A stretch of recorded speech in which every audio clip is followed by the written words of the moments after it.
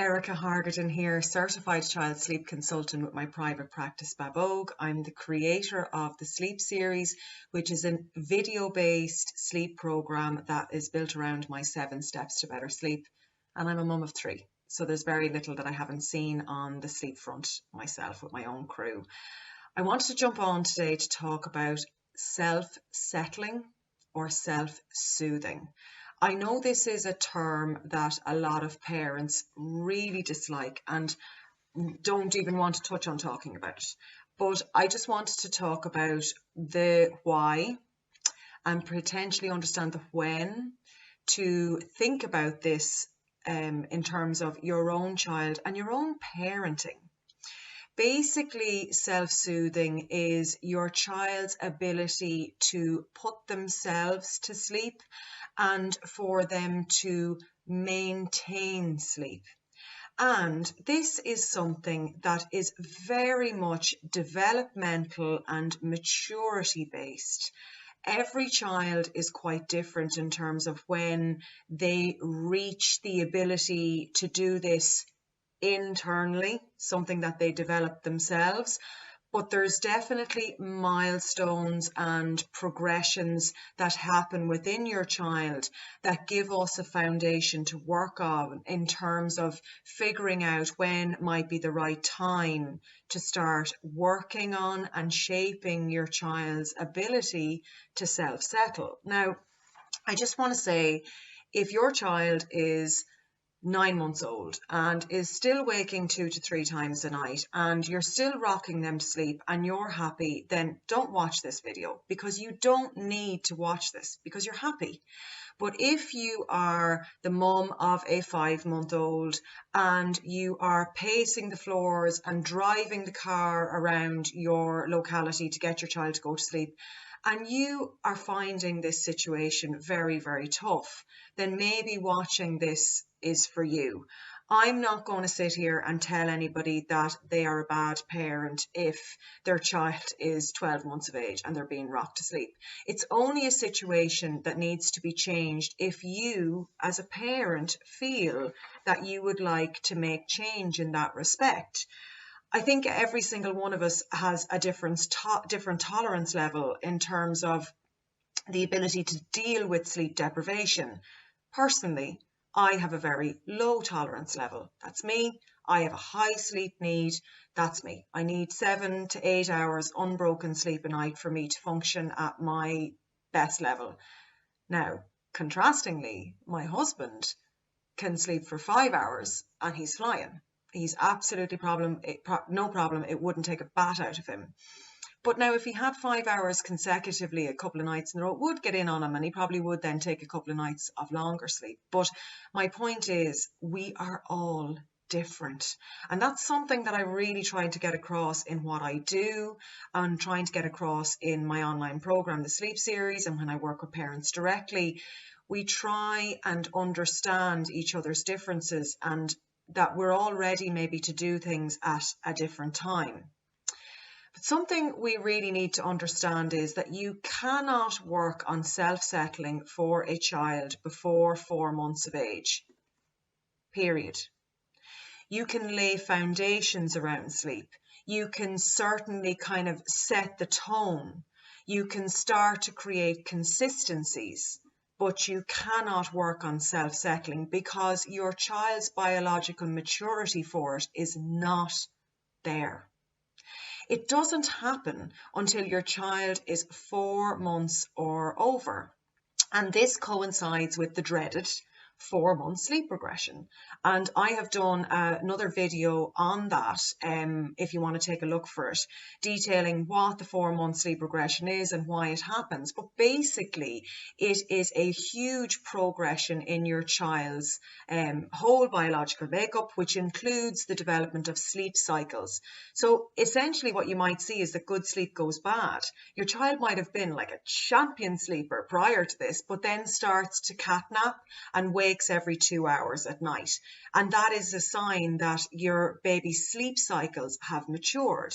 And this is also a sign that the biological maturity is there for you to work on self-settling if you wish to.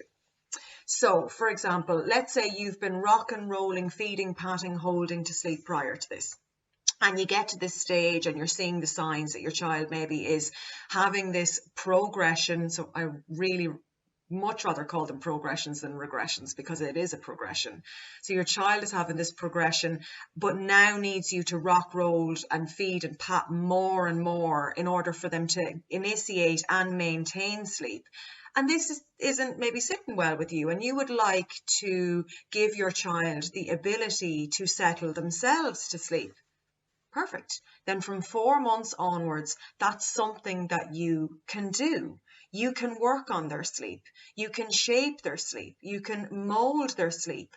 And you can maybe pull back on a little bit of what you have been doing so that they get this opportunity to develop their own skill. Essentially, as well, after the 4 months mark, if you continue to do a lot around their sleep, then they won't probably ever really develop the ability to completely self-soothe, and you will have to do a lot of repetition around their sleep from a sleep maintenance and a sleep initiation point of view. Now, don't get me wrong. There's probably very few 5-year-olds out there that still need to be rocked to sleep. It may come eventually, but it depends on you, how long you want to go before you maybe pull back a little bit to create an independent sleeper, if that's what you wish to do. Now, I think everybody thinks about self-settling and they immediately think about, oh, well, I'm going to have to do cry it out. That isn't completely necessary. It's not even necessary at all. This is really down to your parenting style, and there is so much information now available to us online in terms of methods, and I like to call them strategies, plans to put around making change with your child's sleep. You know, everything from low parental involvement right up to high parental involvement.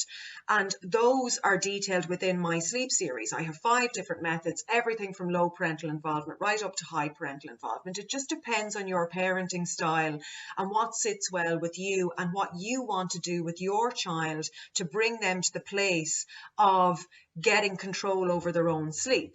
So if you keep intervening and you keep doing what you're doing, then a bit like learning to ride a bike, although that might be a bit down the line for your child, or a bit like learning to read or write, if you keep doing it for them, then they won't hone their skill. Whereas if you pull back a little bit in a controlled way that you're comfortable with, then they will get this skill under their belt and be able to take their sleep forward.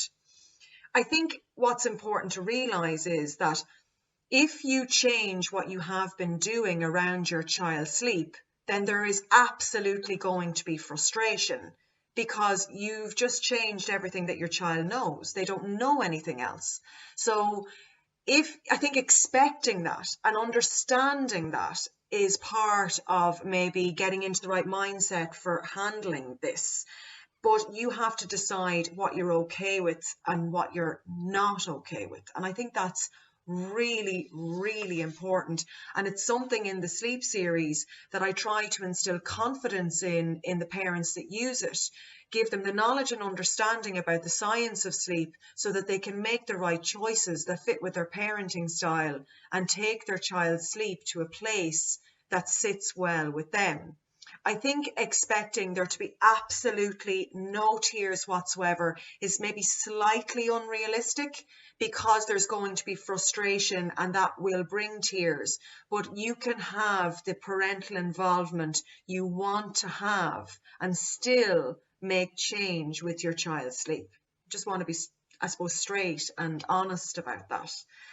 But there's things that you can put into your head now that might help you understand this. Expecting a 3-month-old to settle themselves off to sleep and sleep champion naps all the time is probably a little bit unrealistic. They are probably going to need a high input level from you to get them to sleep and to get them to maintain sleep. Period. I get a lot of messages about catnapping at this age range. I would absolutely expect that to be happening. I would expect to see children still needing to be rocked to sleep at that age range. However, I might encourage parents to still work towards disassociation of feeding. from sleep. That would be the key one for me. And also creating a consistent place of sleep.